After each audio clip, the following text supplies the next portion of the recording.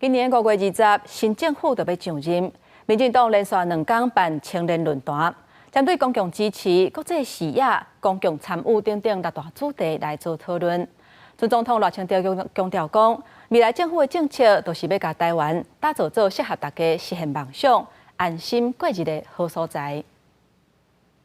民进党主办的青年论坛，少年线2天上场，20由准副院长陈立军带头，针对国家希望工程进行说明，希望透过甲少年之言当面沟通，让政策更加当挖进民意。第2天，各小组分别针对少年家长的公共支持、做厝族的公共支持、投资青年的国际视野、公共参与等6大主题进行深入的问题收集、想法，进行整理甲发表。其实大家很多人都会认同社会住宅的方面，所以也期待就是赖转总统在上台之后，可以大力的在这一块多加支持。目前有薪的家庭照顾假只局限于公务员，但是我们希望是劳工都可以享有这些权益。那更不用讲说台湾的产假8周2个月是全世界最短，真的有很大的改革空间。重点整合意见，对未来施政做系统性的提醒。伫台卡厅的准总统赖清德，甲准正副院长倒用台电的军共同出席，亲身回应参加会议的青年讨论了后所提出来意见。赖清德讲，未来政府的政策内涵是将台湾改造成适合咱人做梦做实、